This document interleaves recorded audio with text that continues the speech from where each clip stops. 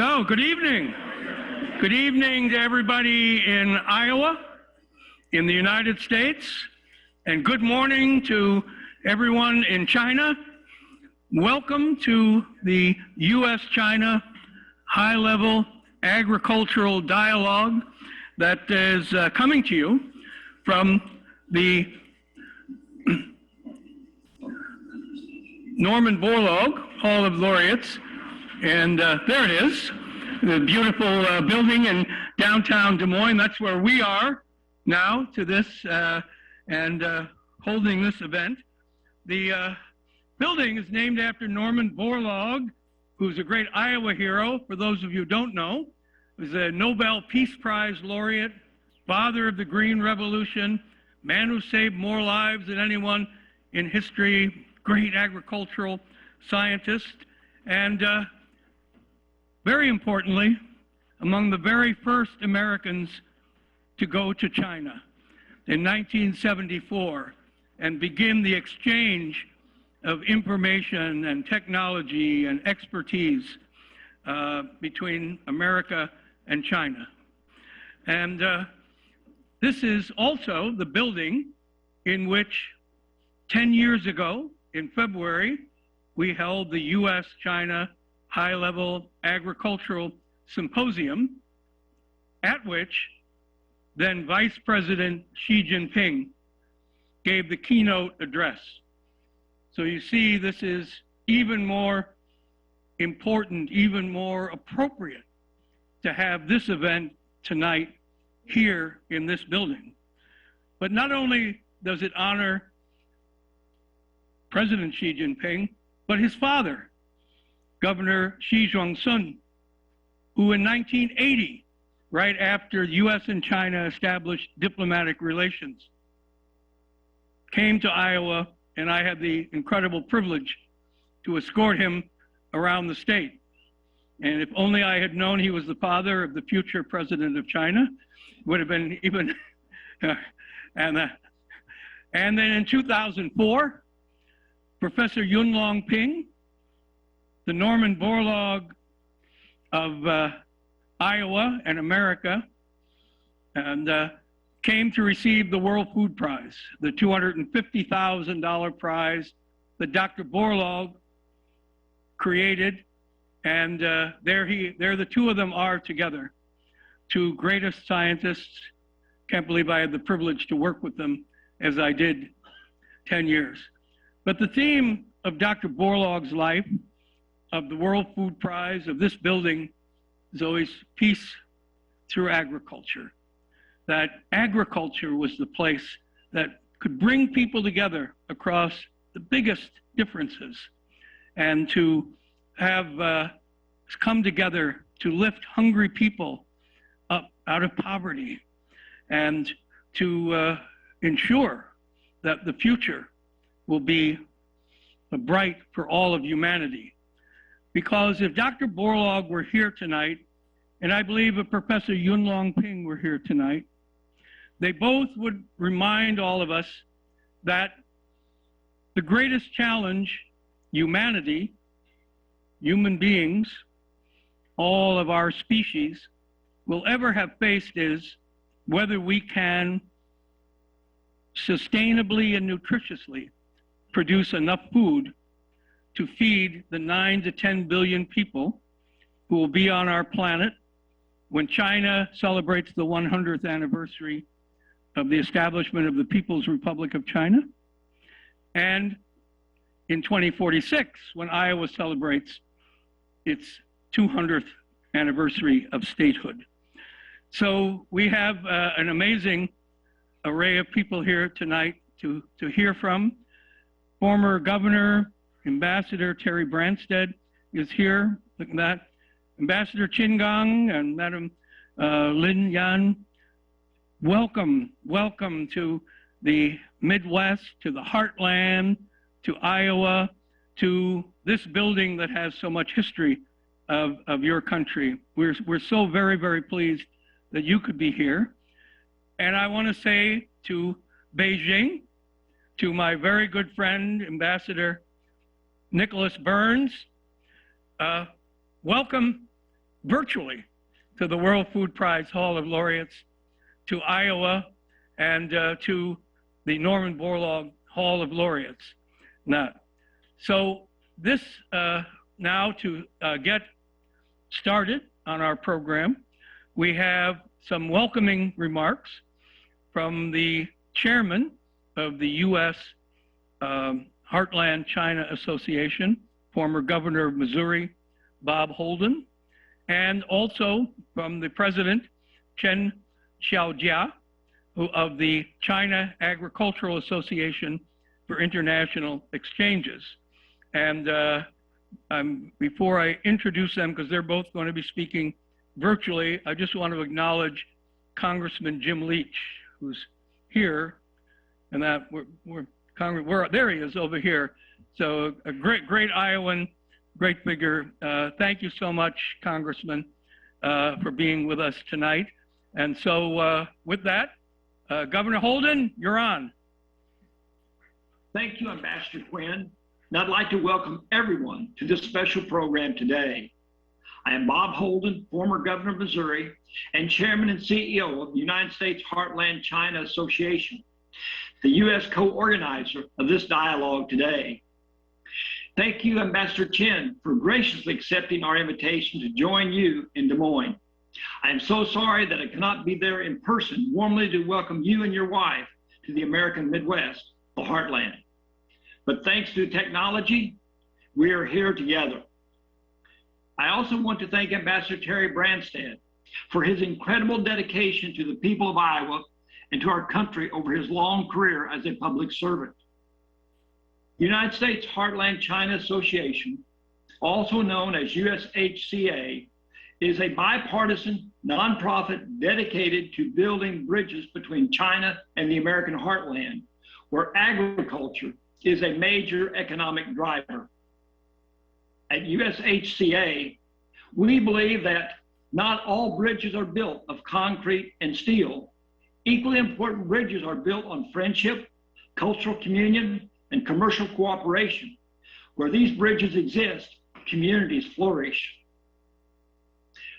Born and raised on a family farm, I know firsthand that agriculture and food is one of the strongest and most important bridges, as it can bring people together across great differences and distances. Since the spring of 2020, USHCA has co-organized 2 virtual US-China Ag Roundtables with Chinese non-governmental partners. Despite the many challenges in our bilateral relationship, we were delighted to see national and state political leaders, leaders in agricultural research and agribusiness, and ag education leaders gather in our virtual roundtables to find a way forward through collaboration and to promote peace through agriculture. Today, I am so pleased those virtual roundtables and our efforts in building connections through agriculture have allowed us to now co-host this event, which has the potential to further strengthen that bridge between our 2 countries. Finally, I want to thank all of you, the people attending tonight, for this very special opportunity to commit with each other and get to know each other and build the bridges for tomorrow, to build a brighter and safer world going forward.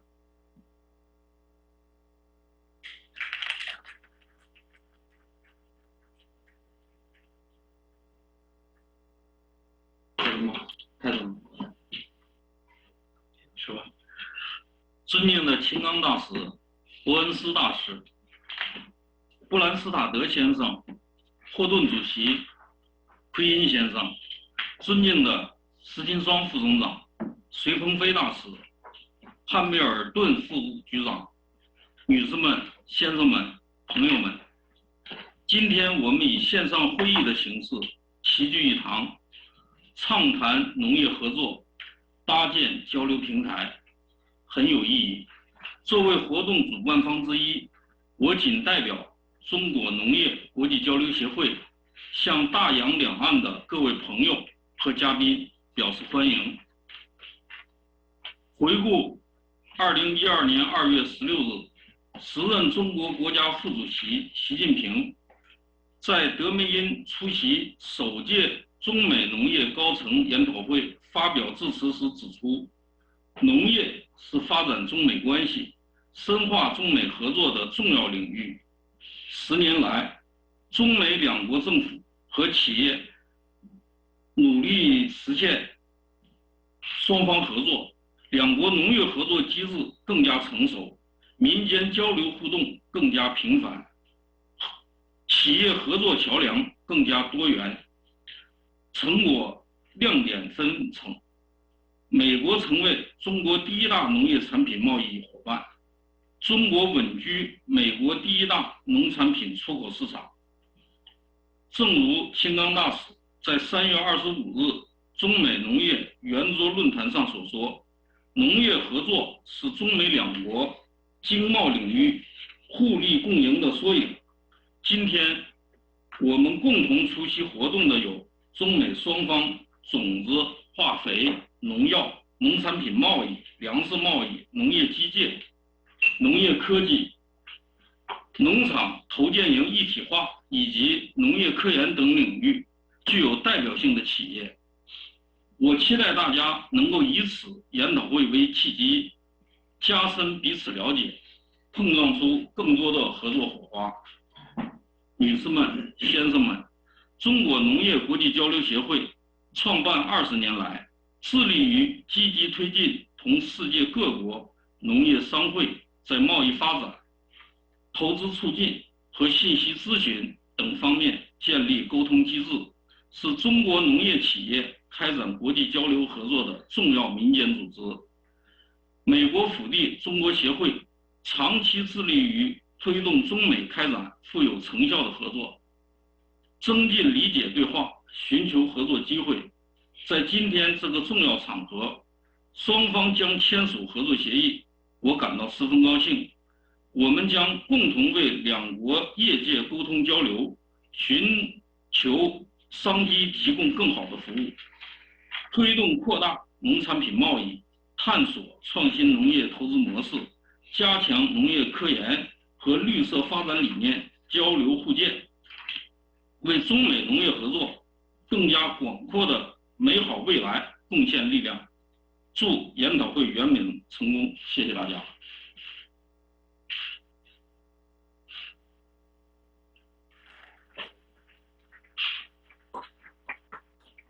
Well, thank you, Governor and President Chen, for those wonderful and inspiring opening remarks.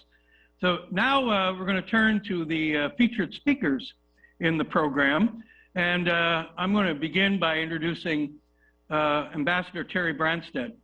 So I've known Ambassador Branstad for a long time, from when he was a brand new 32-year-old Lieutenant Governor of Iowa, and Governor Ray, for whom I was working, was outside the state when a terrible, devastating tornado slashed through Iowa, hitting the towns of Manson and Algona. And the next day, it came with the National Guard helicopter and picked up Lieutenant Governor Branstad to go out and see the devastation and the damage, and people, Iowans there, who were so much in need of assistance. And I watched him interacting in his unique way with fellow Iowans and giving them assurances, and then taking over the process to get the aid necessary to help them rebuild. And then that led to his being elected governor again and again and again. Then he became president of a university, came back and was elected a governor again and again, to where he became the longest serving governor in the history, not just of Iowa, but of the United States of America.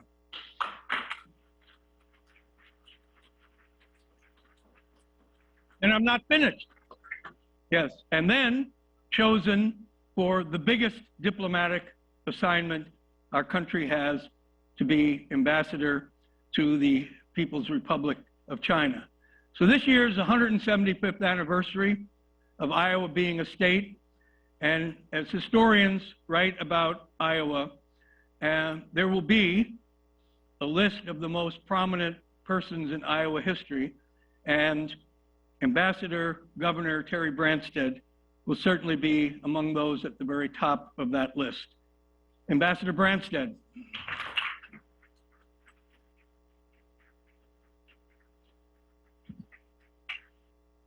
Ambassador Ken Quinn, thank you for that very generous introduction. Ambassador Qin Gang and your spouse and your delegation, we are proud to welcome you to the American heartland of the state of Iowa. And you said in your brief remarks in the other room that it's all about friendship. And that is so true. In my very first year as governor, 1983, I signed a sister state agreement with Hebei province of China. Governor Zhang Zhiguang came here to Des Moines. We signed that agreement, and he invited me to bring a delegation to Hebei. So in the fall of 1984, I brought a big delegation of 50 Iowans to Saskatchewan. We were there for the 35th anniversary of the founding of the People's Republic, and we enjoyed the friendliness and hospitality of the Chinese people. And then that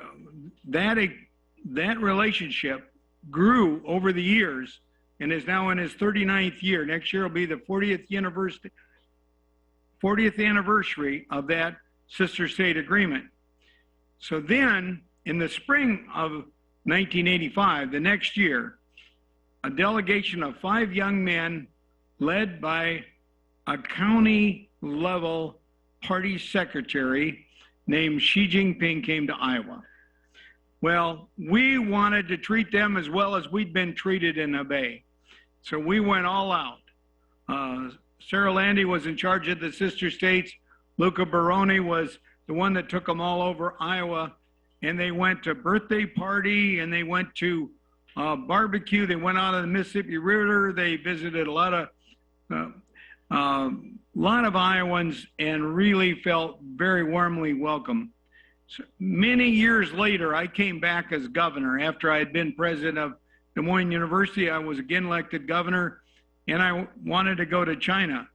But the legislature was still in session in June, so I had to send my new lieutenant governor, Kim Reynolds, and she led the delegation and made a great impression. And then I went in September. Normally I'd get to meet with the governor of Hebei, party secretary of Hebei province. I got to meet with Vice President Xi in the Great Hall of the People. And he had his itinerary from the 85 trip. This is in 2011. And he went on and on.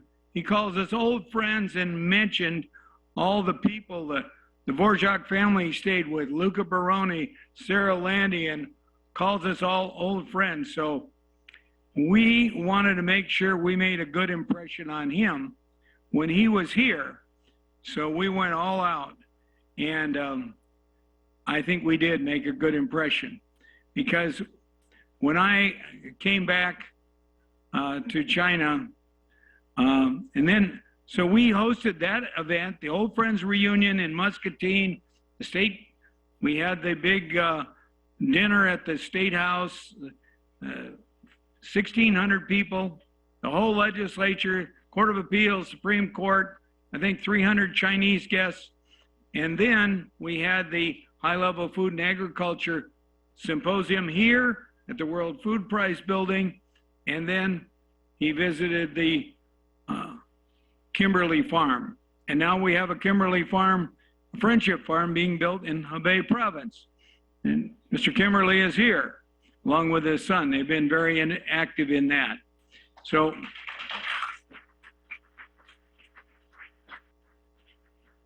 this relationship has really grown.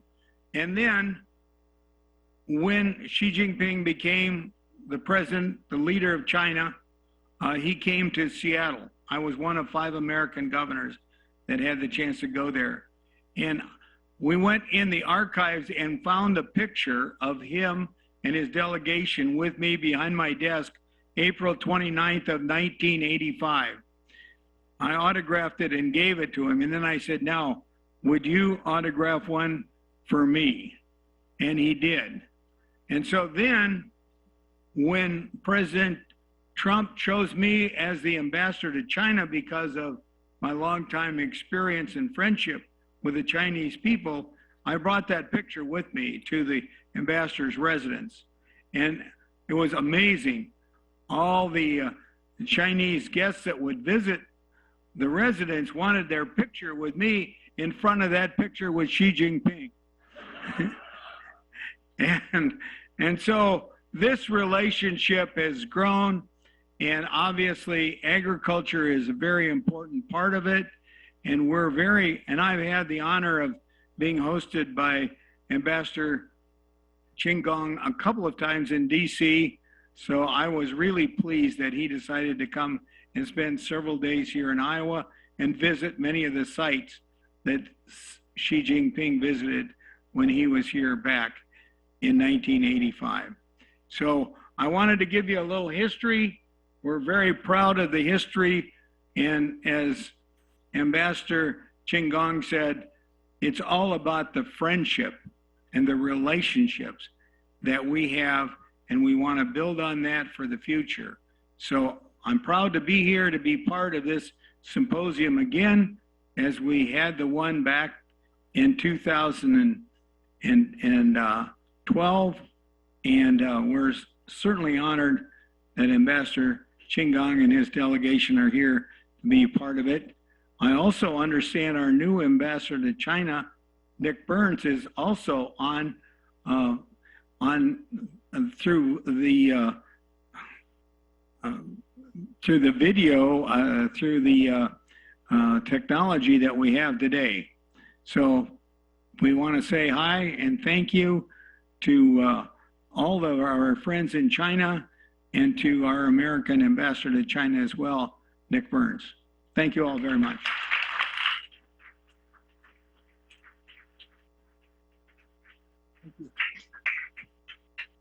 Well, thank you, Ambassador Branstad. Now we have two ambassadors who are going to speak. And I was thinking about, well, how do you do these introductions? And I've known Ambassador Burns for a long time, just really getting to know Ambassador Qin Gang, although it feels like we've known each other for quite a while.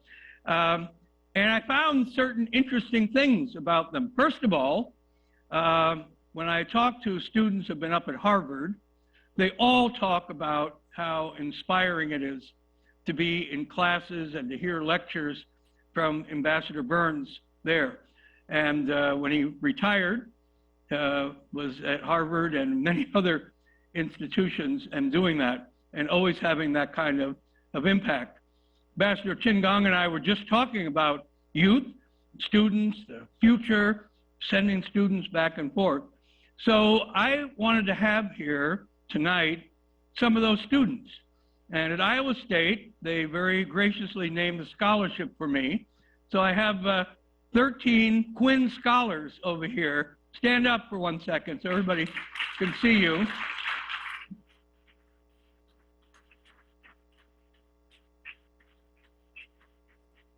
That's our future, and we're in pretty good hands on that. So then, I looked at, I was 32 years in the State Department. I looked at careers, and I noticed, I said, aside from being Minister of Foreign Affairs or Secretary of State, what's like the hardest job there? Well, it's being spokesperson, right? It's having to go out and take all those terrible questions from the media. Sorry for the press who are here. But, they ask tough questions. And you got to have the best. You have to have the best person out there. And both ambassadors were the spokesperson of their ministry and of the State Department. So, equally hard, tough job is being the person who's at the top of coordinating all of the diplomacy, all of the politics. In the Chinese system, it's the vice foreign minister. In the American system, it's the undersecretary for political affairs. And Ambassador Qin Gang was vice minister. Ambassador Burns was the Undersecretary for Political Affairs. Not. Also, in both services, there are those who move up very fast, and there are others who are more turtle-like me. But you know, we make it there. But stars, who are the stars in the service? And I can tell you, because I remember being at the State Department and watching Ambassador Burns, who entered after me, kind of going past me like this, up to the top positions, and deservedly so. And Ambassador Qin Gang, who's a very young guy, and that to get to know him, same thing, rising right to the top. Only the best can do that. And then, what is the single most important job that the State Department and the Foreign Ministry of China have outside the country? It's being the ambassador of China to the United States and the ambassador of America to the People's Republic of China.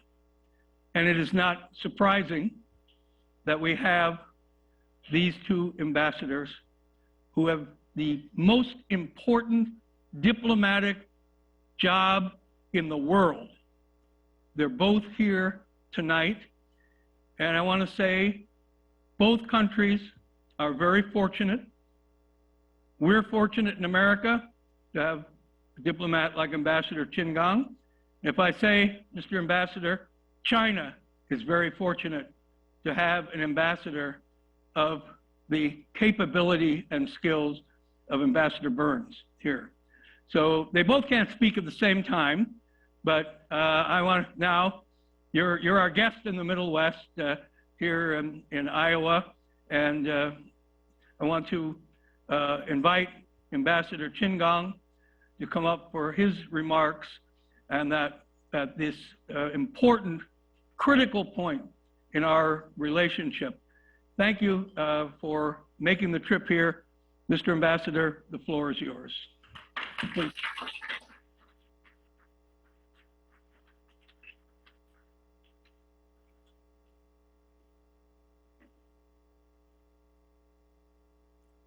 Ambassador Burns, Ambassador and the Governor Branstad,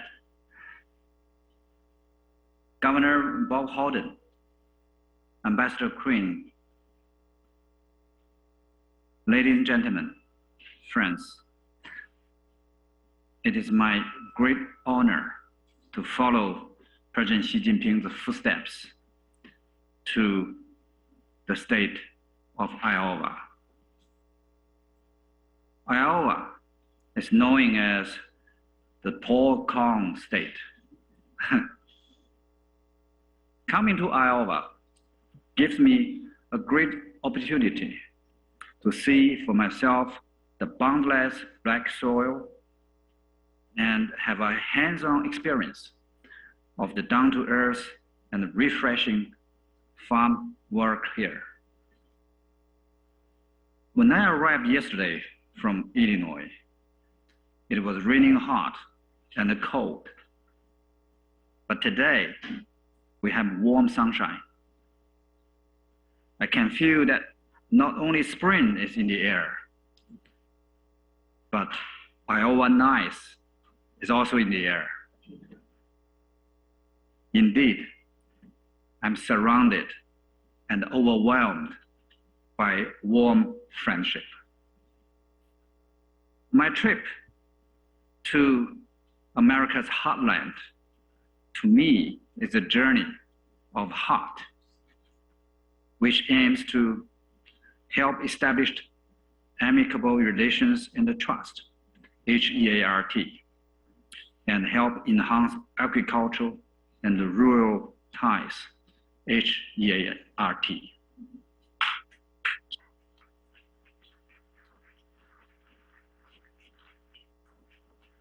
Thank you, Ambassador Quinn, for your such a specific introduction of Ambassador Burns and I,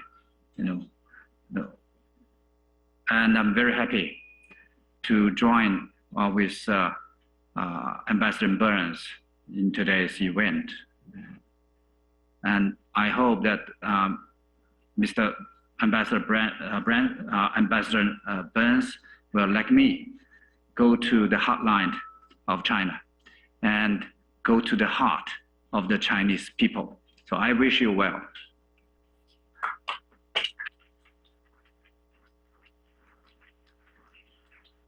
In April 1985, President Xi Jinping visited Iowa for the first time, during which he learned about local agriculture and animal husbandry.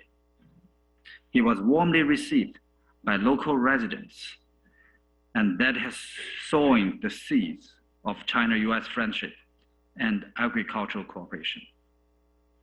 10 years ago, in the same early spring, President Xi returned to Iowa, a trip named by US media as cornfield diplomacy.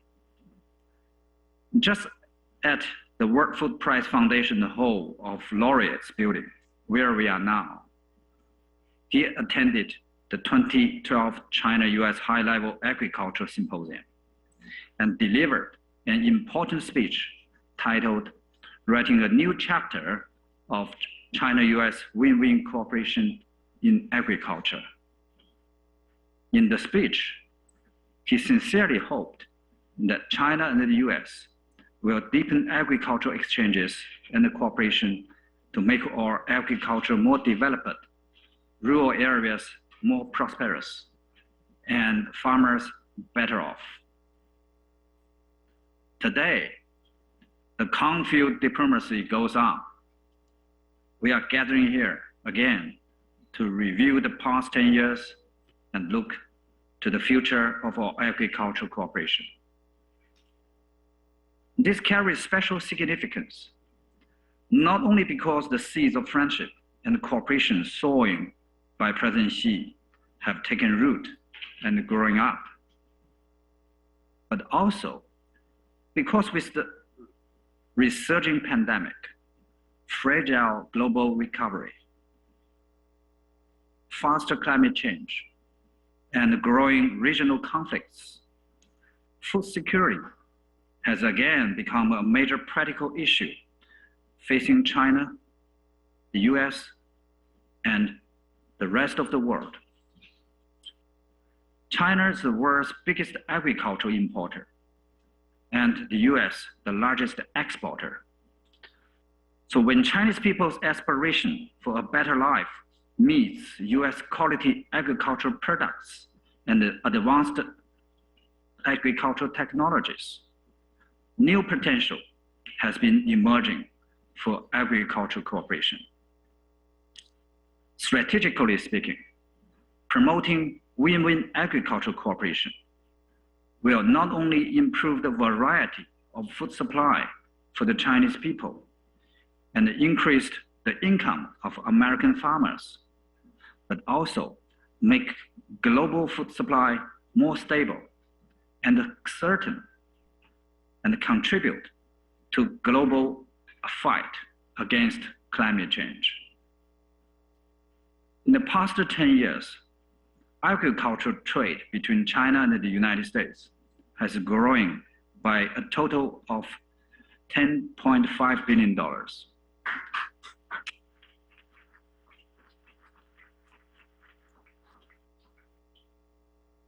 We'll have more.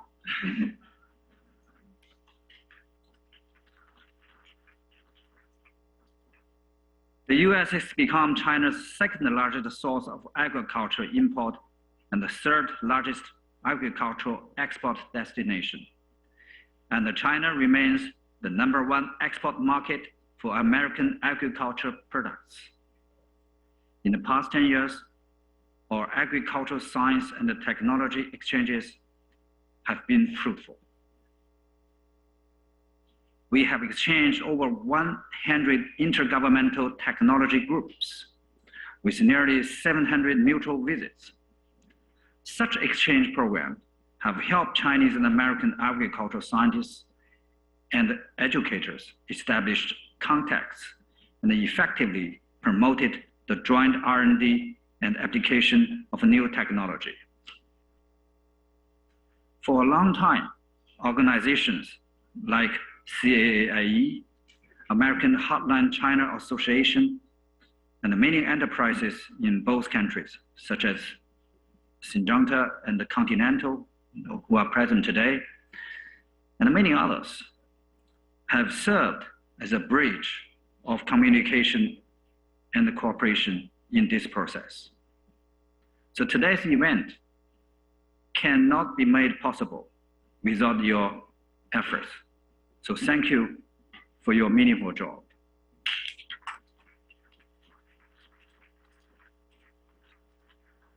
My thanks also go to old friends like Ambassador Branstad, Ambassador Quinn, Sarah Landy, Luca Baron, for your warm receiving of President Xi Jinping, and for your, cultivating and nourishing this friendship tirelessly for so many years. So I have seen that the friendship has borne more fruits. You're looking at those young students. So they are the beneficiaries of the friendship and the cooperation, and they are the future. So I'm very happy to have you all here. In my current visit at the Golden Corn Belt, I went to a dry mill, ethanol, and DDGS facility, and a dairy farm. I have felt keenly from them how nice and sincere, how friendly and hardworking American farmers are, just the same as Chinese farmers. I have also come to know that the US agriculture is going through low carbon and the green transformation, where farmers apply advanced technologies and methods for carbon capture and storage, and use quality feeds to reduce methane emission. This is very thought-provoking, very inspiring visit. China has set the targets of reaching carbon peak before 2030 and carbon neutrality before 2060. To realize these targets, it is necessary to utilize advanced technologies, experience, and the seeds to address climate change in agriculture. So this will definitely create new opportunities for China-US agricultural cooperation. Ladies and gentlemen, in the past 2 years, China has made tremendous efforts to fully implement the Phase 1 trade deal. Despite the pandemic, we have not used the force majeure clause and have even adopted a market-based exclusion process for the countermeasures tariffs on US soybeans, grains, meat, aquatic products, and fruits. This fully shows China's sincerity and goodwill. In 2021, our agricultural trade reached $46 billion, hitting a record high. And China's agricultural imports from the US stood at nearly $40 billion, a growth of 65% from an already high base in 2020. Such a rate was way higher than the 29% growth of China's agricultural imports from the world, and also much higher than the 23% growth of US export to the world. According to the U.S. Export Report 2022, recently released by the U.S.-China Business Council, as China implemented the Phase 1 trade deal, U.S. farmers exported billions of dollars more in oilseeds and grains, and over $1 billion more in meat production, which improved the well-being of farmers in America's heartland. The growth in these exports provides thousands of new jobs to more than a dozen congressional districts. Iowa's 4th, Kansas 1st, and Nebraska's 3rd districts all had increases of more than 5,000 jobs. Facts have proved that China-US economic and trade relations are win-win in nature. And to restore normal trade ties between the two countries as soon as possible is the shared goal of both sides, particularly farmers. Ancient Chinese wisdom believes that agriculture is the foundation of the world. Dr. Norman Borlaug, an Iowa native and Nobel Peace Prize laureate, also said, "Food is the moral right of all who are born into this world." With 1.4 billion people, securing food supply mainly by ourselves is the most important thing we can do for global food security. We must not only feed them, but we must feed them well. At the same time, we never turn our back on international markets and resources because we want to feed our people well. We want to diversify their food plates. The door of Chinese market is open to the world. China and the US are naturally compatible and complementary with each other in agricultural trade, and our potential for agricultural cooperation is unlimited. We need to deepen economic and trade cooperation, promote two-way and normal agricultural trade, remove existing barriers such as additional tariffs, and create a stable business environment for the industry. We need to strengthen cooperation in science, technology, and education, focus on sustainable development, reinforce technological support, and cultivate young agricultural scientists and technicians. We need to set up policy and information exchanges, restore the agricultural dialogue mechanism as soon as possible, and to enhance communication. We need to build up international synergy and play a dual role as major countries in safeguarding global food security.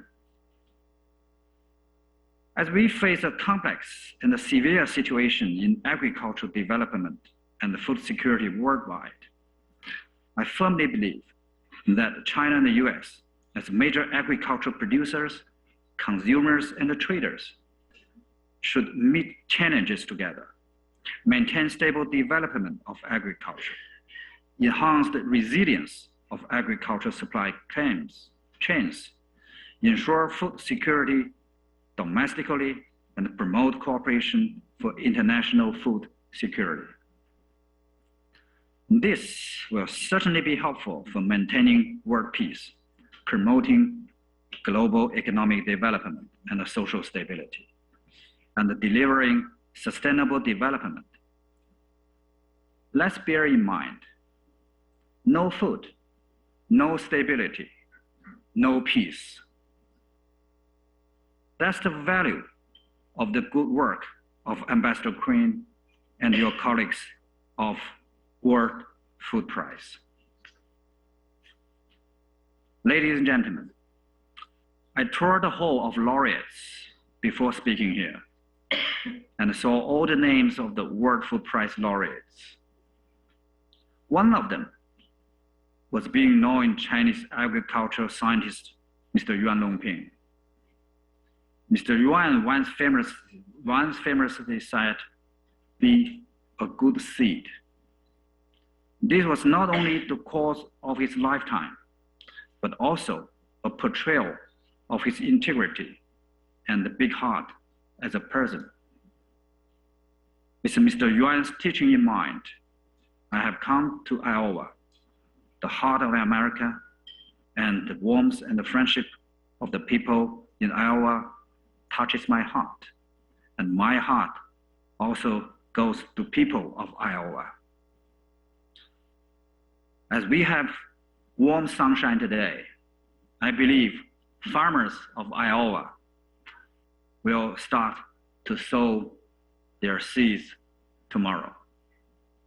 Let's work together in this sowing season for the future of China-US relations, for the well-being of our two peoples, and for becoming a good seed with heart.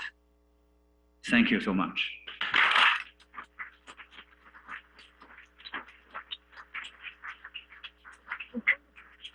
Wonderful. Yes. Oh, thank you, Ambassador Qin Gang. Thank you very much. That was wonderful remarks, Matt. Now, I hope you'll indulge me as I introduce Ambassador Nicholas Burns, because I've known him for a long time and seen his career, and I want to be sure you all know about him, and that he's taken on some of the very toughest and important assignments in our government. And, you know, often in Ambassador to China are political appointees, as Ambassador Branstad was. But when a career Foreign Service officer is appointed Ambassador to China, that is an incredible mark of distinction. And if you look at his career, Ambassador to Greece, Ambassador to NATO, the National Security Council staff responsible for Soviet Union relations in Europe, and now Ambassador to China. That's truly remarkable. And I have such admiration and respect for him. But there is one other connection. I hope our Chinese friends may not quite understand this, but that Norman Borlaug and Ambassador Burns and I are all Boston Red Sox fans in American baseball. Yes, and so it's truly my great honor and privilege to introduce my friend, Ambassador Nicholas Burns.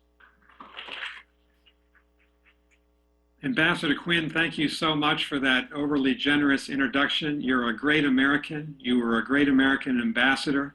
It's good to see you in such an important position in the great state of Iowa. And good evening, everybody. It's a pleasure to be back in Iowa, at least virtually. It's a state that I deeply admire. My wife, Libby, and I live in a small town in coastal Massachusetts. When we're in the United States, we have farms all around us, and she's a beekeeper. And we're proud of our agriculture. But I must say, there's nothing like the black soil of Iowa. There's nothing like the Midwest, Missouri, Governor Holden, the heart of American agriculture. And I'm really pleased to be speaking with all of you in Des Moines tonight. I wish I could be with you. But, you know, we've got a lot of work to do here in China, and I've just arrived 6 weeks ago. So thank you for this invitation. Thank you to the Heartland China Association. Thank you to my colleague, Ambassador Qin Gang. Welcome to the United States. We have met a couple of times in our nation's capital in Washington, but I'm very pleased to see Ambassador Qin Gang traveling to Iowa. I know he traveled to the West Coast a couple of weeks ago. It's important to get out and see our great country, just as I am looking forward to traveling through the People's Republic of China. And in that respect, I want to welcome and salute Mr. Chen Zhao, who is the He's the president of the Chinese Agricultural Association International Exchange, and thank you for the remarks that you made tonight. Thank you to Congressman Jim Leach for being in the hall tonight. You know, for those of us who are career diplomats, we had no greater supporter of either party in the United States Congress than Congressman Leach, such a distinguished public servant. And finally, I just wanted to say how much I've admired Governor Ambassador Terry Branstad. When I was nominated by President Biden, of course, in our system, you go through Senate confirmation. It takes a while, but it's a good process. And Governor Branstad, Ambassador Branstad, reached out and advised me and gave me good advice. And I really appreciate the support that he showed me.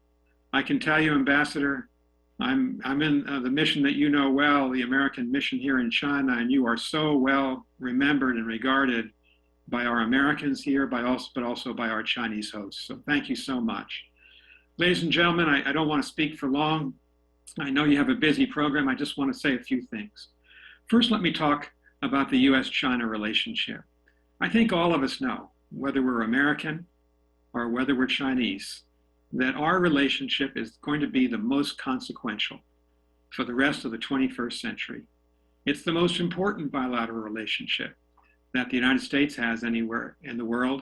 We're the two largest economies in the world. We're the two most powerful countries in the world in every respect, and therefore we have a responsibility together for global peace and global stability.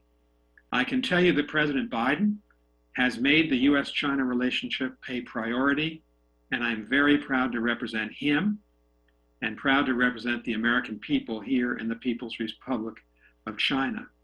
We do benefit in the United States from something unusual. We have a bipartisan agreement among Republicans and Democrats in Washington, and I think across the United States, on the importance of China and on the importance of this relationship. I want to be honest tonight. We also have to admit, both of us, both sides, that we have a complicated relationship. And it is in many ways a competitive relationship. We're competing on economic issues, on trade issues, on technology issues, and on issues pertaining, certainly from our perspective, to American national security. We also have significant differences about the way that we structure ourselves. We Americans believe very deeply in our core values. We believe in freedom of religion. We believe in freedom of speech. We believe in freedom of assembly. We believe in freedom of the press. We believe in the rule of law. And we deeply believe in human rights. And so we're going to have to learn how to compete with each other on all of these issues. But of course, we also have to engage each other in cooperation, and we're doing that in agriculture. We have a great leader in Washington, in President Biden, and we have in his cabinet Secretary Tom Vilsack, one of the most experienced people in our country on the issue of agriculture, his second time serving as secretary. I'm so impressed by him, and I know that he's providing strong visionary leadership for the United States in terms of our agriculture trade around the world, but especially with the People's Republic of China. I think all of you know in the hall tonight that the United States exported a record $38 billion to China in 2021, making this the #1 market for US agriculture. That equates to 20% of total US agricultural exports. So this is a very important relationship with us. And this trade is making a real and positive difference to our rural communities across Iowa, across the Midwest, across the United States, in our farm and ranch states. Over the past 4 decades, US farmers, ranchers, and industry have exported successfully to the People's Republic of China.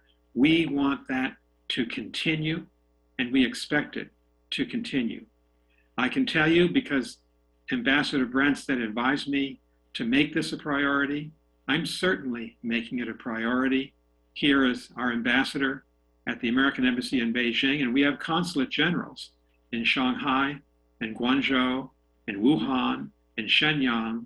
We have a great agricultural staff here led by our minister counselor, Bobby Ritchie, who, by the way, spent some time at Iowa State and is grateful for that part of his education.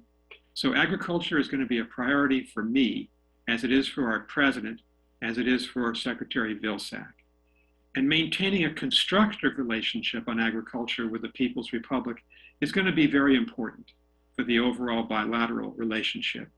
To do that, to accomplish that, it's also important that the People's Republic of China follow through on the commitments that it has made to our government, to our farmers, and to our ranchers.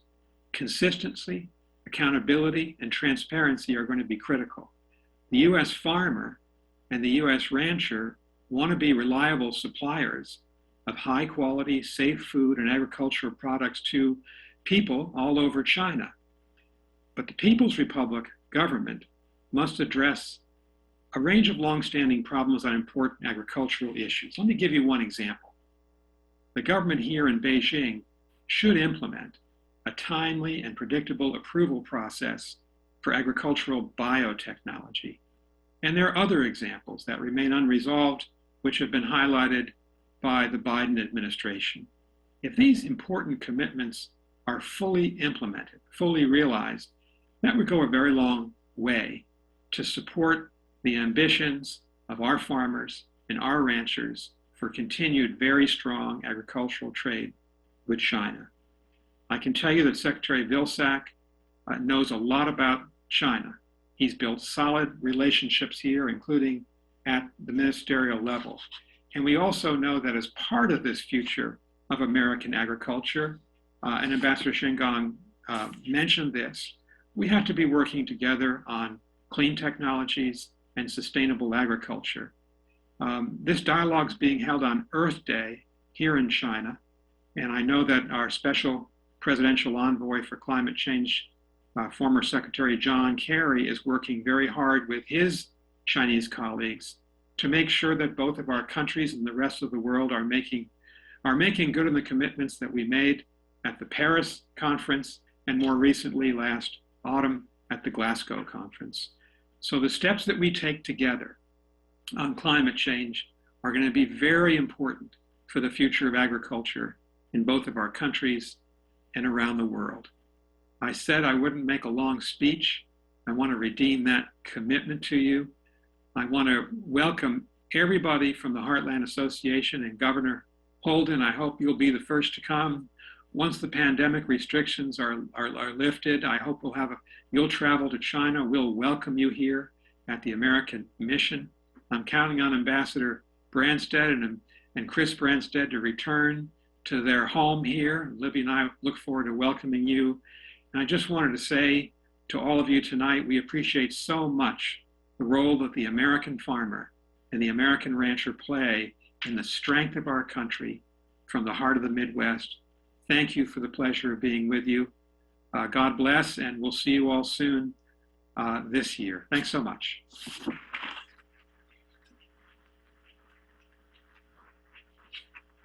So wasn't that terrific to have the two ambassadors speaking like this at the same dialogue? Let's give them another round of applause. Thank you, Ambassador Burns, for wonderful, wonderful remarks. And my hope is that seeing how great this is to have clear, frank talks like this, maybe we could do this every year. Wouldn't that be great? And I think the two ambassadors speaking like this tonight, so successful, having Ambassador Branstad, and that we're setting a foundation for that kind of annual get-together, annual dialogue on agriculture, be for the benefit of both of our countries. So now I have the pleasure of introducing another longtime friend to me when I was president of the World Food Prize, and he is the CEO of the Iowa Corn Growers Association and the Iowa Corn Promotion Board. and he has something very interesting to announce and share with all of you. Please welcome Craig Floss.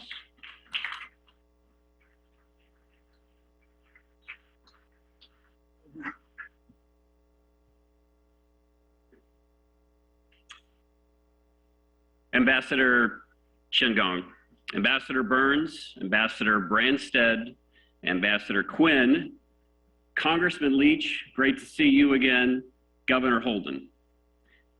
It's very difficult at this point in the program to not be repetitive. There are so many wonderful stories to share, and I'm going to share a few that are going to sound like a bit familiar with what you've already heard, but I think it's worth repeating. First, thank you, Ambassador Quinn, for your kind introduction and for hosting this important U.S.-China high-level ag dialogue. On behalf of corn farmers here in Iowa and across the U.S., it is my privilege and honor to share some thoughts about the special relationship between Iowa's corn farmers and the people of China.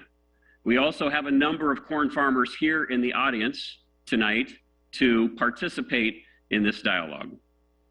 The Iowa Corn Promotion Board, which is funded by farmers, is a significant supporter of the U.S. Grains Council.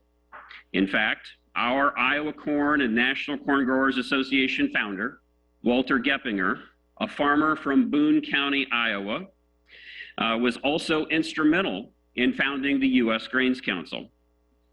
And he is recognized right here at the World Food Prize up in the Iowa Gallery for his contributions to the ag industry.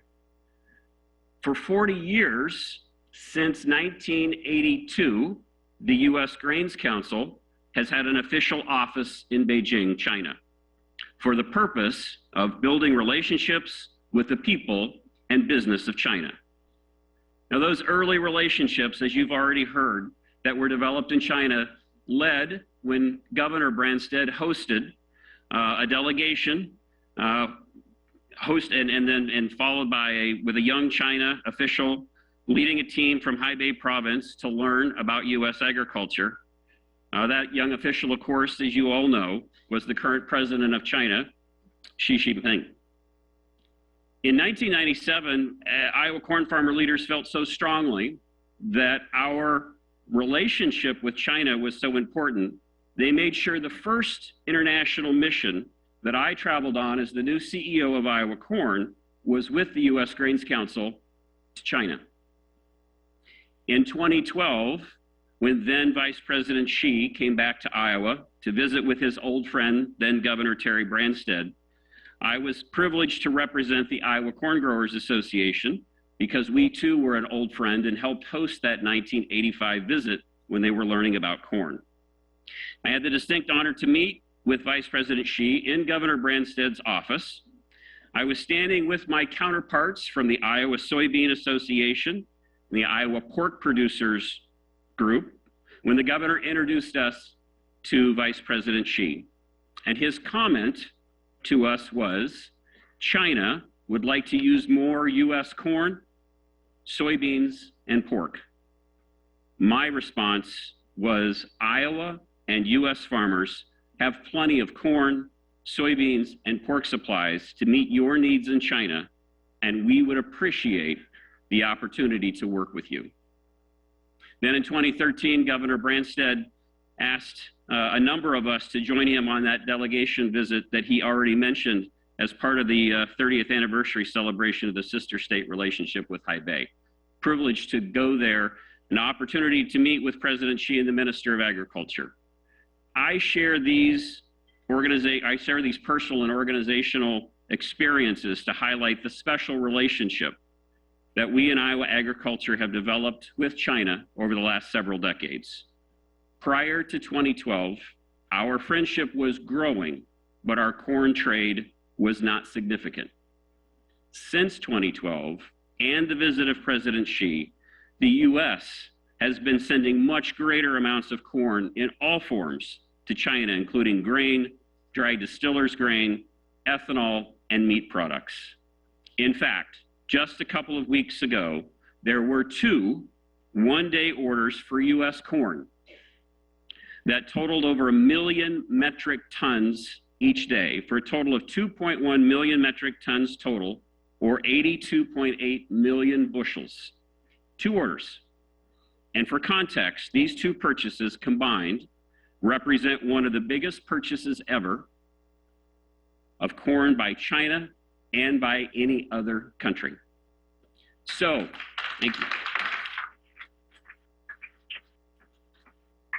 In 2022, Ambassador Qin Gang, I will share with you a similar statement that I was able to make with then Vice President Xi in 2012.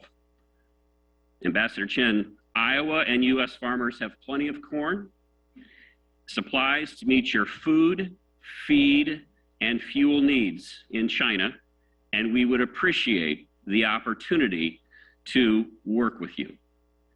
We hope you will be able to share this message with others in China about how much we appreciate our special friendship.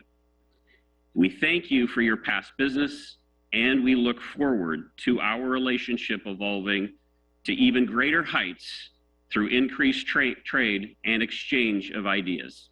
Thank you.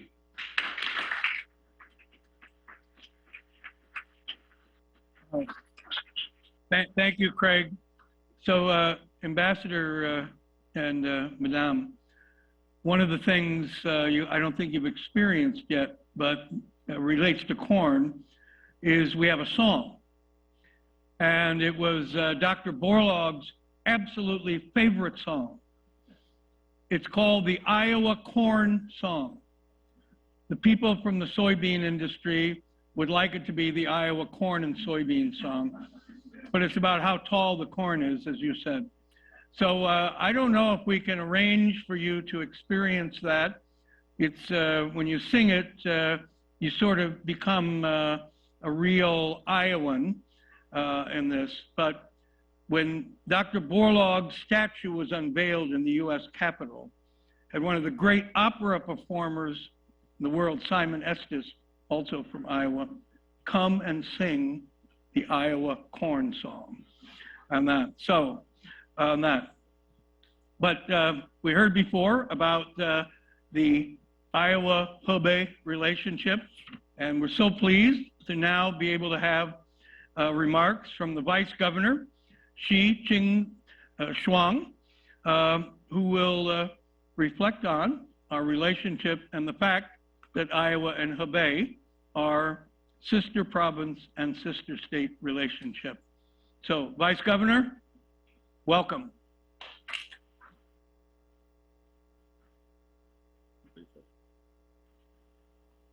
尊敬的秦刚大使，尊敬的温斯大使、布莱斯特达大使、霍顿主席、奎因主席，女士们、先生们、朋友们，大家好。非常高兴呢，是要出席中美农业呢高层研讨会。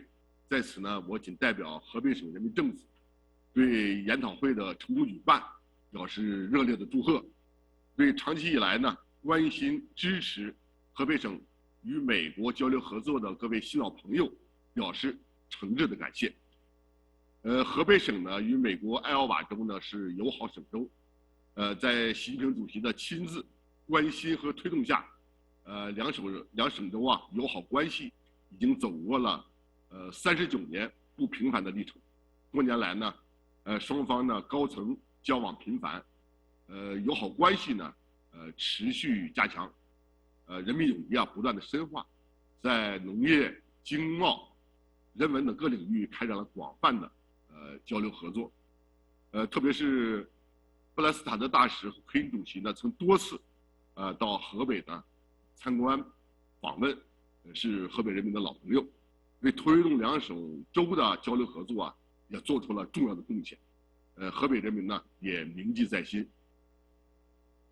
河北省呢和艾奥瓦州的农业合作成果丰硕，比如说河北的华育，华育公司呢与这个艾奥瓦州的海澜公司合作，建成了全球最大的氮基单体的孵化中心。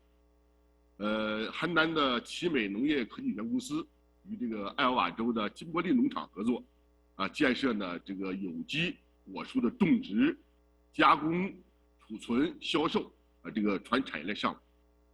河北的这个惠富粮集团呢，去年进口了190多万吨的美国大豆，这其中呢许多都来自那个艾奥瓦州，等等啊，所以说这些务实的合作不仅带动了双方的经济繁荣发展，也为呢中美两国人民的友谊呢注入了持有的动力。河北省呢是作为中国北方重要的沿海省份，这个面积呢有18.8万平方公里，人口呢有7400多万。河北也非常有特点啊，在全国呢是唯一的兼有高原、山地、丘陵、盆地、平原、海滨的省份。所以说发展现代农业有着非常明显的比较优势。一是气候优势，河北省呢属于温带大陆性季风气候，昼夜温差大，四季分明，土壤肥沃，生物类型多样，非常适合发展这个种养业。第二呢是产业优势，河北省共有耕地是9017万亩，是全国13个粮食主产省之一。2021年呢粮食播种面积呢，这里有是两地负重的，就达到了9640多万亩，产量呢是3825万多吨，这个呢在中国各省份之中排在第7位。另外呢，河北生产的蔬菜、肉类、蛋奶、水果这些主要的农产品呢，这产量都居全国的前列。第三呢是交通优势，河北境内高速公路和铁路通车的总里程均占全国的第2位，拥有3大现代化的港口，吞吐能力呢在全国呢居第4位。省内呢还有6个民用机场，与首都国际机场、大兴国际机场构成了世界级的空港群。便利的交通条件呢有利于大宗农产品快速运输。4呢是市场优势，河北环绕北京、天津2大都市，京津冀地区呢拥有呢1.2亿的消费群体，市场容量庞大，有利于农产品的销售，并满足不同层次消费群体的需求。我们觉得这个中美农业具有很强的互补性，特别是呢河北省与艾奥瓦州都是农业的大省，合作的范围呢十分广阔。下一步希望双方继续发挥友好省州的平台作用，在现代农业领域开展更多的交流合作。一呢是在农业经贸方面，加强政府、协会、企业等各层面的经贸交流，进一步的呢增进友谊，寻求合作。我们也诚挚的邀请包括艾瓦州在内的美国大型农产品采购商来河北省参加呢出口农产品的产销对接会，参与冀产特色优势农产品的全球品鉴分享会等等这些活动，促进双方农产品产销精准对接。2呢，在农业科研领域深入的推动中美呢友谊示范农场的建设，促进中美农业科研成果在农场转化和应用，并以此为契机搭建更多的农业技术交流的合作平台，共同这个联合研发更多的先进技术的可行性，促进农业技术领域多层次的交流和合作，适时的开展两省州农业团组的互相访问，组织呢河北的相关人员赴美学习先进技术管理模式等等。也邀请美方有关专家来河北授课，传授技术，开阔视野，促进发展。3呢，在农业项目投资领域我们河北省将进一步的优化这个营商环境，着力提供周到细致的服务，欢迎更多的像海蓝公司这样的美国企业到河北呢洽谈项目，投资合作。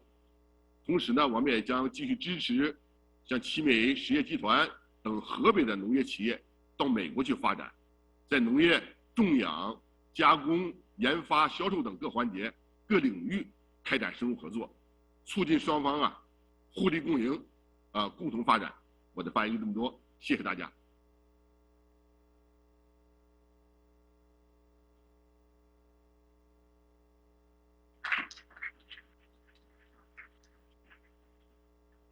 approved. Thank you, Vice Governor. You saw behind another reason to go to Hebei to do business is they have the Great Wall of China going through it, and they have these mountains. So some of the skiing at the Winter Olympics was in Hebei. So they invited me to come, but the pandemic kept me home watching on TV. But anyway, now we want to hear from the representative of the Ministry of Agriculture and Rural Affairs and the U.S. Department of Agriculture. And so I want to welcome the Director General of the Shui Pengfei, and his remarks will be followed by that from Clay Hamilton, the Associate Administrator of the Foreign Agricultural Service at USDA. So Director General Shui, welcome to Des Moines, and we await your remarks. Ambassador Qin, Ambassador Boyd, Ambassador Branstad, Ambassador Quinn, and Vice Governor Shi Qingshuang. Ladies and gentlemen, great pleasure to be a part of this activity. Just now, two ambassadors and we together refresh our memory of wonderful agricultural collaboration between the two countries along the way, and shared insights on what food security deeply means and what is so vital, especially in the context of the pandemic and the geopolitical conflicts. I was greatly inspired.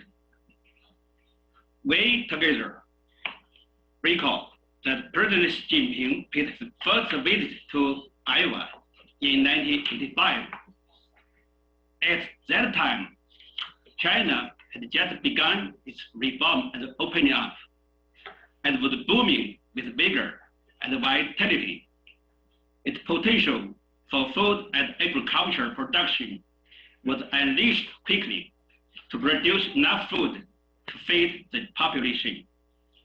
Since then, China's food security has improved rapidly, partly due to the extensive cooperation with the international communities, including the United States.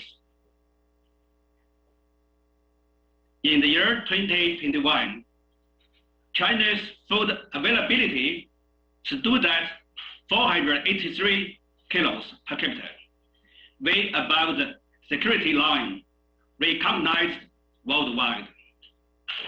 While enjoying adequate and nutritious food, the Chinese people are still mindful of potential food shortages emerging from the long and hard battle against poverty and hunger. We Chinese people have grown into the habit of saving money, grains, food, and land. Growing, preserving, and cherishing food has become an integral part of Chinese tradition and virtue. It's embedded in history, society, and development dimensions of China's philosophy on food security. It rests in our DNA. It has been so, and will almost certainly remain so for many years to come. The year 2021 marks the start of China's journey towards its second centenary goal, building a great modern nation. In the fields of agriculture and rural development, China has shifted its focus to revitalizing rural areas, while ensuring food security remains the overriding task. In order to better satisfy people's needs for a better life, in March this year, President Xi reiterated the importance of adopting a broad definition for food for the sound consolidation of food security. We, in particular, appreciate the engagement since last year of Secretary of USDA, Mr. Tom Vilsack, with Mara on critical topics such as food loss reduction and soil conservation. We also note that the United States pays quite a lot of attention to climate-smart agriculture and cover crops for soil conservation, and that it cares about the supports farmers and ranchers in terms of their incomes and interests.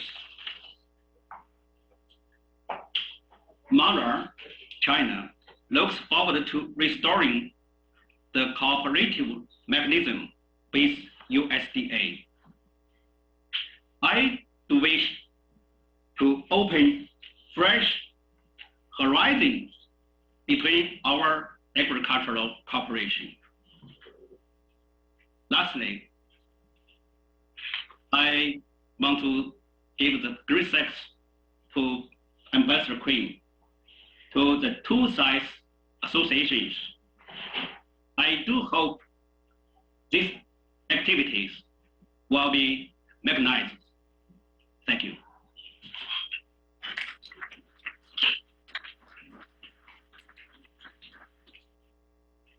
Well, good morning, good evening to Ambassador Quinn, Governor Holden, business leaders, People's Republic of China participants, including Ambassador Qin Gang and Director General Sui, Ambassador Branstad and Ambassador Burns. Thank you very much for allowing me to participate in such an august panel. I really appreciate the opportunity to speak at this event. I'm very pleased to pass on Secretary Vilsack's regards and greetings. He has noted that the significance of the 2012 symposium in Des Moines had as its themes food security, food safety, and sustainability, all of which remains top areas of focus in our bilateral relationship. We also appreciate the long history of agricultural cooperation between the United States and the People's Republic of China, dating back to the beginning of bilateral relations in the 1970s. The United States and the People's Republic of China are two of the largest agriculture producers, consumers, and exporters in the world. And because of that, our actions affect the world, and we must find ways to work together. This is particularly important in this moment as we witness threats to global peace and food security brought on by Russia's invasion in Ukraine. To respond to the challenge of war in Europe, the United States is acting to bolster food security around the globe, both unilaterally and by encouraging all countries to join in the efforts to address this issue and ensure food security across the globe. With respect to our relationship with the People's Republic of China, I am pleased to note that the PRC is a top market for U.S. agriculture products, as both Ambassador Quinn, Ambassador Burns, and Ambassador Qin Gang noted today. And we forecast that there will be continued growth for trade between our two nations. In 2021, as was mentioned, we enjoyed record agriculture exports to the People's Republic of China of $38 billion. This is incredibly important for our agriculture sector. I appreciated Ambassador Qin Gang's remarks about how we share common concerns, particularly on food security and the global impacts of climate change. These efforts will require a lot of cooperation between our two countries. It's important that we address these issues together through a partnership in areas where we can find common ground. I hope we can also expand our efforts together on climate change to introduce resiliency into agriculture systems, which is critical to mitigating and adapting the impacts of climate change. Resiliency is important not just in bolstering agriculture production, but also in strengthening agriculture trade. It will also take innovation such as the efficient adoption of biotechnology and other new technologies to ensure that we can provide food security for the globe. Also, it is important that we continue to work to remove barriers to promote open markets and well-functioning international trade so that we can improve food security and we can enhance the availability of food, reduce food waste, and increase access to nutritious foods. Despite the limitations over the last 2 years and the need to work virtually, we have continued to coordinate through our participation in several events with the People's Republic of China. This includes the International Conference on Black Soils and the Food Lost and Waste Conference. I was also very pleased to see Director General Sui participate in USDA's 2022 Agriculture Outlook Forum, and USDA recently participated in People's Republic of China's Agriculture Outlook Forum earlier this week. These are both areas of outstanding cooperation that we're glad to see continue. We look forward to opportunities to continue engaging with the People's Republic of China on climate change topics, including soil health and water conservation, food lost and waste, and sustainable growth, so that both of our agriculture sectors can be prepared to feed the world while addressing the challenges in the future. Again, thank you very much for allowing me to participate in this. I wish that for great success for the rest of the conference and look forward to the outcomes. Thank you again.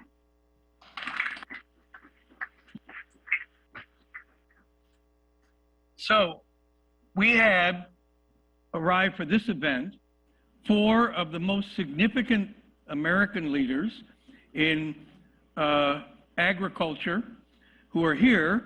And I said, we got to take advantage of this. So we put together a panel, and I'm going to have them, we got our chair set, come up on the stage, and we have the Vice President of China Agricultural University, Du Taisheng, who's going to participate from Beijing. And so let me ask our panelists to come up. Have Paul Freeberg, who's the CEO of Conti Group. We have Eric Fierwald, who's the CEO of Syngenta. Ryan LeGrand, the CEO and President of the U.S. Grains Council. And Jim Sutter, the CEO of the U.S. Soybean Export Council. So please sit down. So I told them that it's a short time, so just have 2 simple questions for you. One thing, can you name one thing you see that either or both China and the U.S. should do in order to increase the flow of trade and exchanges between us? We heard Ambassador Burns had an idea before this. And secondly, how do you believe China and the U.S. could further collaborate to increase food security, given the challenge of feeding 9 to 10 billion people in the next 25 years? So 2 easy questions, and but then you figure, well, who gets to speak first? Who goes next? So I said, let's do it alphabetically. So Vice President Du, in China Agricultural University, would like to invite you to begin. So the floor is yours. Thank you, Ambassador Quinn. First of all, I'm honored to represent agricultural universities in China to share opinions with governmental officials, entrepreneurs, businessmen of both countries at the panel discussion section. Since China's reform and opening up, the cooperation among agricultural colleges of China and the US has had a positive and far-reaching impact. It has not only promoted agricultural, scientific, and technological innovation and improved the values of agricultural products around the world, but also enhanced mutual trust and understanding among the people. 4 decades of our collaboration has cultivated young leaders, scientists, and practitioners who have passion for agricultural science, who have international vision to promote global agricultural trade, as well as people-to-people exchanges, and who have willingness to shoulder the responsibility of crucial global issues such as food security, environment protection, and so on. If there's one thing that China and the US should do in order to increase the trade and exchange, my suggestion is to promote more channels and platforms for cooperation between agricultural colleges of the 2 countries, support scientists to jointly tackle the three major challenges facing the world today, namely food security, climate change, and global pandemic, and help the young generation enhance the awareness of the obstacle and impact brought by world poverty and hunger, and to encourage them to work together on effective solutions for global development initiatives. Again, I would like to propose an initiative of U.S.-China agro-education collaboration platform, highlighting the SDGs and the rules of development cooperation aimed at facilitating South-South and triangular learning and cooperation in agriculture. It fits well into the world's needs of realizing the 2030 agenda for sustainable development and building a global community with a shared future. Secondly, the platform can strengthen cutting-edge research and talent, fostering on the SDGs and development cooperation, establishing intellectual pool for sustainable development and furthering deep field investigation and cutting-edge intellectual debates. Thirdly, the platform is supposed to share experience on development and poverty reduction for the SDGs in the field. Today, there are still 80% of the world's poorest of the poor live in agricultural areas in the world, despite all constraining factors of the global pandemic. Academia of China and the US should form a consensus to face global food security with openness, inclusiveness, mutual trust, and unity. CAAIE's-related field work in African countries has been listed as global good cases on South-South and triangular cooperation by the United Nations. Hereby, we are willing to join hands with colleagues from the leading agricultural colleges in the US to combine our tremendous and highly complementary scientific experts and educate, train, and deliver the next generation of experts and leaders for ending poverty and hunger in the post-pandemic era. Thank you. Thank you very much for getting us started.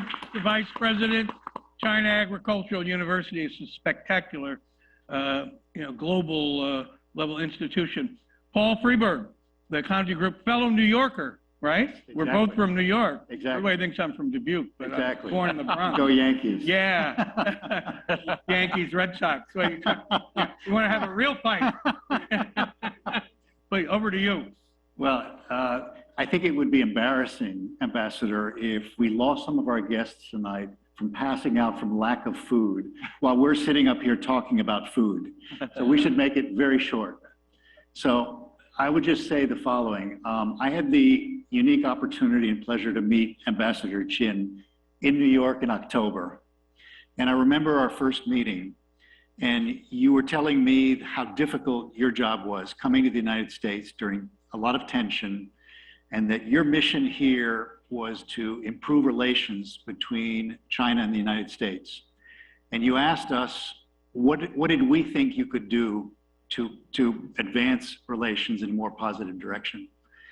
And I thought about it quickly, and it hit me that America is not Washington, D.C. or New York City or L.A. America is the heartland. It's here in places like Iowa. And we said, if you really want to talk to Americans and hear their thoughts and communicate your views, you have to come to the heartland, to the Midwest.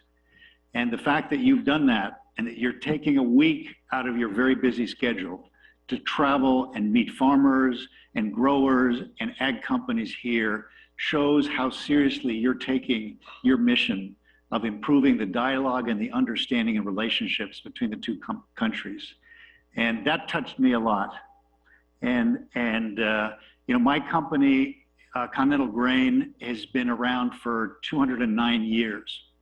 I didn't realize Iowa was only 175 years old. We would have started in Iowa, but it didn't exist. So we started in Belgium, and we started in the grain business carrying bars of gold from Belgium to the Ukraine, which was the breadbasket of Europe, and taking wheat from the Ukraine back to Europe. And so when you look at the history of trade relations, and the philosophy of our company has always been to use trade to create mutual understanding, cooperation, and help both farmers and consumers improve their lives. And we've been doing that now for over 200 years. And in 1979, one of our board members was Henry Kissinger.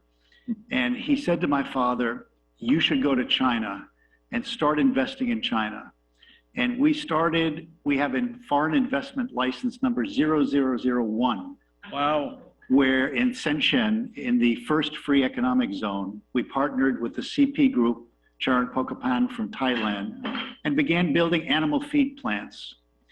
And today the business has evolved, and we've had global partners with some of the top Chinese companies. Matter of fact, Eric Fearwald here, the CEO of Syngenta, the chairman of Syngenta is Frank Ning. Frank Ning has been a friend of ours for more than 30 years. He was the chairman of COFCO. He's the chairman of ChemChina, chairman of Syngenta. And we've been cooperating with companies like Syngenta now for many years, working. It's a Chinese-owned company run by an American based in Basel, Switzerland, and it's a global company. And that's what agriculture and trade and food is all about. So we've been really privileged to play a very small role in helping relations between China and the United States over many years. And again, we really appreciate you and your wife bringing your heart out here and spending the time with all of us and helping to build better relations for our two companies. So thank you. Eric Fearwald. Thank you, Ambassador Quinn. Great to be here. Great to be back in Des Moines, Iowa. My wife and I and our 3 daughters lived here for 5 wonderful years. And it's great to see many of our good friends here this evening. People like Paul Schickler, who had a huge impact on the agriculture industry globally as president of Pioneer Seed for more than 10 years. And today still has a big impact as a driving force at the World Food Prize, but also coaching and mentoring ag tech startup, young talents to rise up and meet the challenges. I've had the wonderful life of being able to have a long career in agriculture. And a lot of that's been spent in the US, but I've also had a chance to spend a lot of time in China and other countries. I first went to China in 1990, and I'll never forget being with farmers out in the heartland of China. And we were having dinner, simple rice dinner, and I asked the farmers, "What is your goal?" And I'll never forget, a farmer by the name of Mr. Wu said, "My goal is to send my son to one of the best universities in the world, someplace like Harvard." And I was thinking, this country is going to do very well. So I've been going to China every year since 1990. Last year, I spent 3 months going all across China. And I can tell you, the Chinese people are warm and kind, particularly the farmers, like Americans, like the heartland of America. And what we need to do is keep understanding each other better, keep building those relationships, keep building those friendships. And agriculture can be the heart of doing that. I just also want to add, because I think it's really important, that the world, you've heard it already, faces 3 critical challenges right now. Climate change, which we've been talking now for 26 COPs about. Food security, which we in the agriculture industry have been talking a lot about over the years, but we haven't really been heard.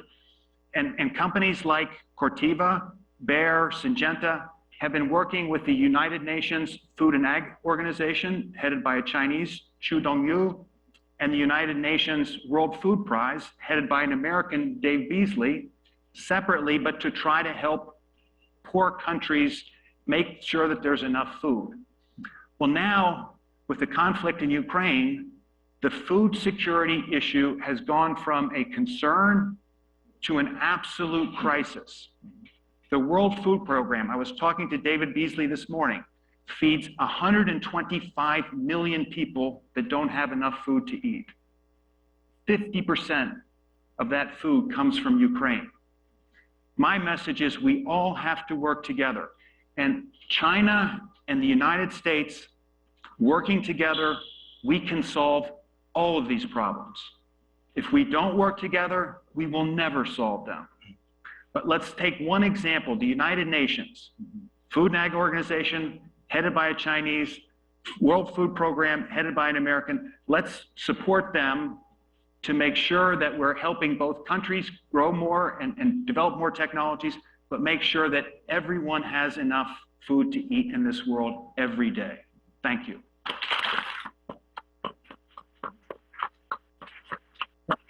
Ryan LeGrand. All right, sure. Thank you, Ambassador Quinn, and everyone here at the World Food Prize for organizing this event. What a great venue. Ambassador Qin, great to see you again.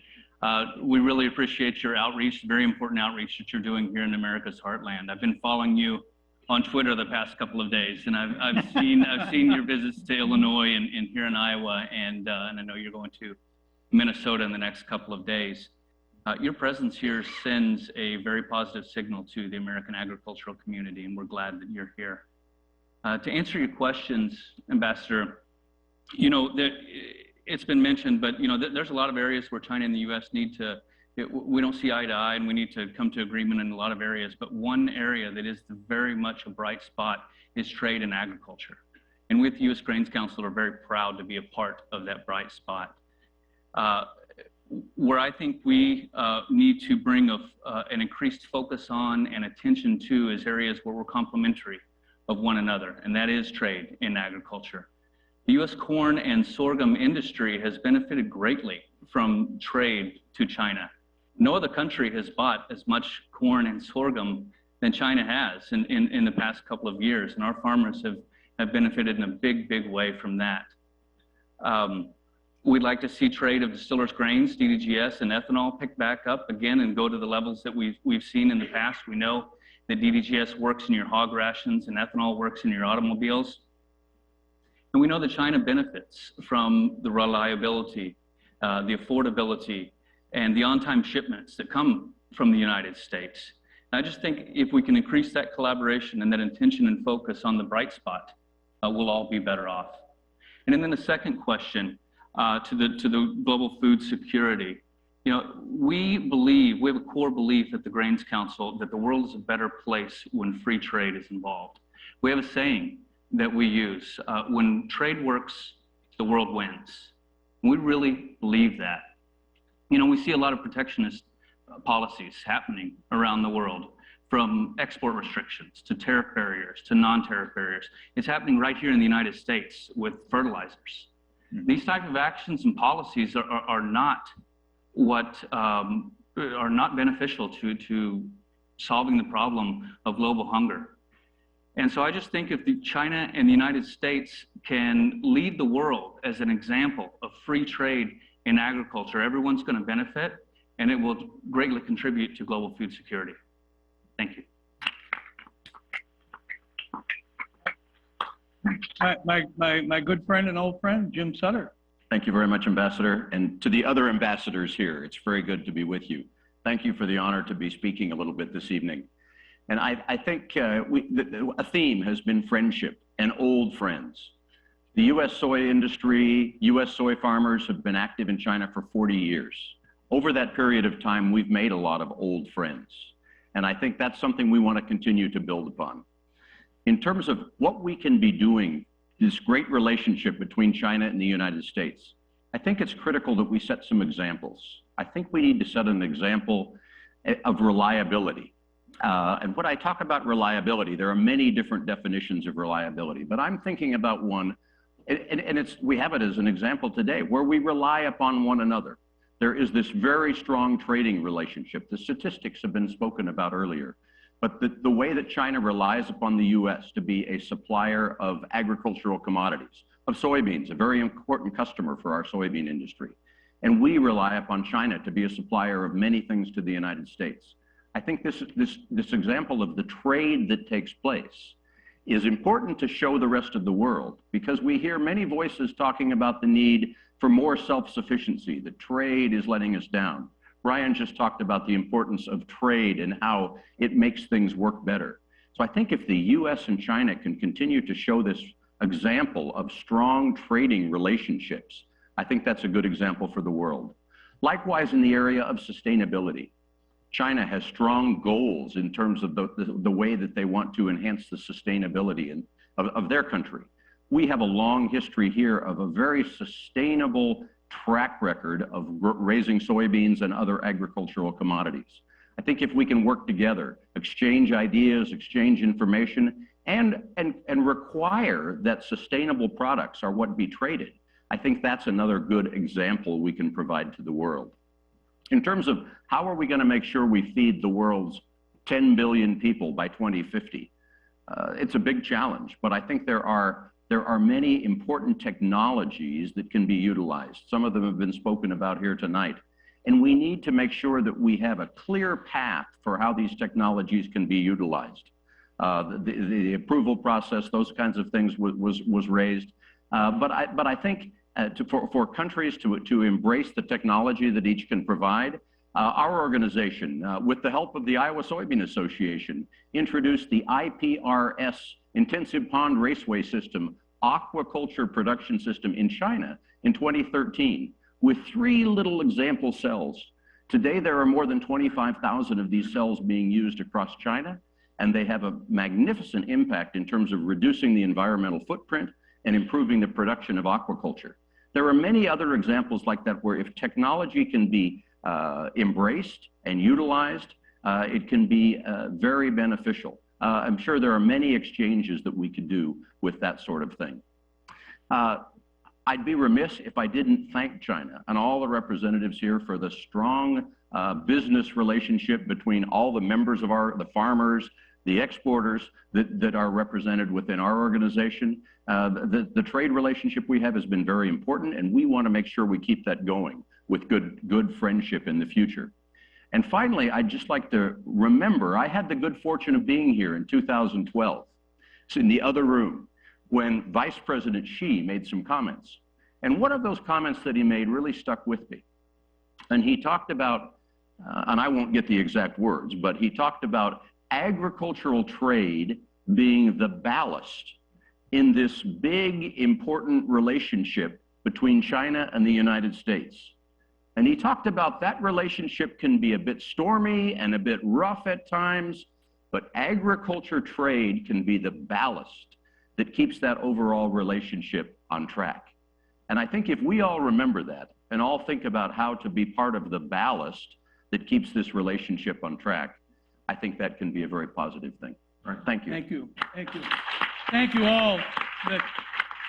So, Ambassador, place to have the conversation with American agriculture is in the heartland, in Iowa, here. This is the leadership of American agriculture here. This is the place to have the conversations every year. And we've talked about some things that maybe they'll become true. Iowa's known as the field of dreams. Yes, field of dreams. And we can dream big dreams together here. Thank you, gentlemen. Back. So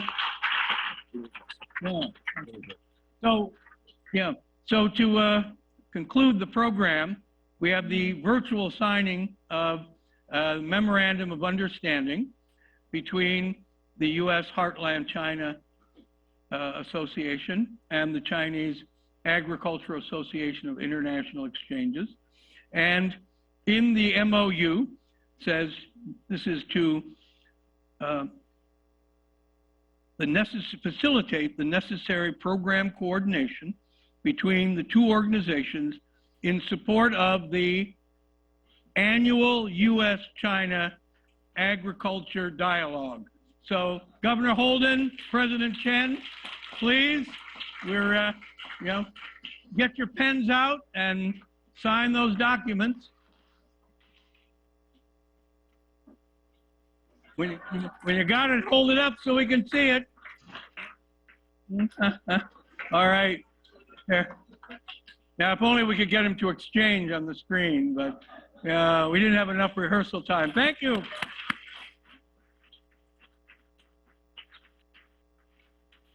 So as we close, I have to say, this, what, yeah? Great job, Governor, President. And so as we close, to say, you've noticed we've been kind of heavy on men participating and not any females really. So I'm in trouble with my wife, Lei Sun, about this. When I get home, I'm going to hear about it. But I want to acknowledge two individuals, Counselor Zhao Jian and Executive Director Min Pan. Stand up. These are the two ladies who made all this happen. Give them a big round of applause. So you were in Muscatine, Ambassador, Madame, and we want to close tonight with a special tribute from a song that was inspired by President Xi Jinping's time in Muscatine. And so the Muscatine High School Choir has a special performance of a special friendship song, so appropriate to your visit.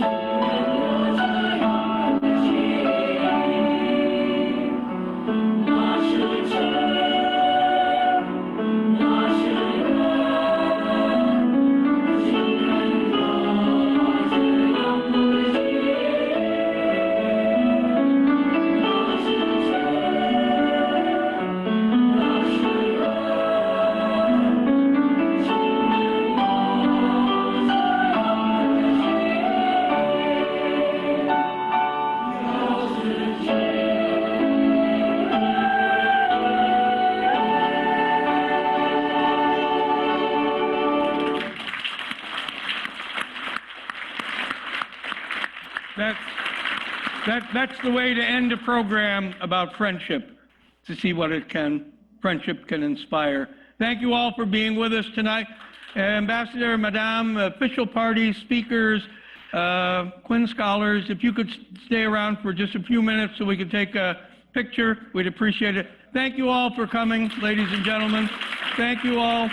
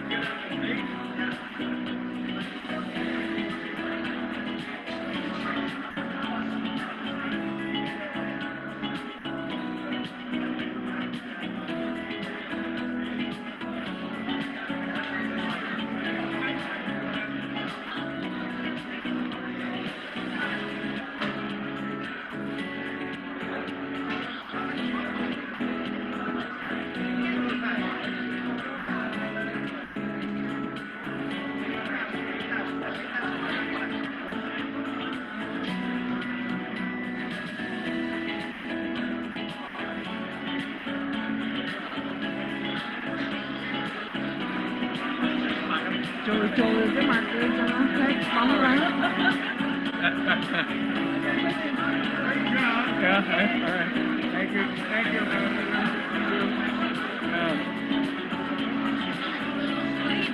可以搬得动，但是有线，但地上有线。Couldn't be more pleased. When you have a chance, give me a call, or 9, whatever. Talk to you later. Bye-bye.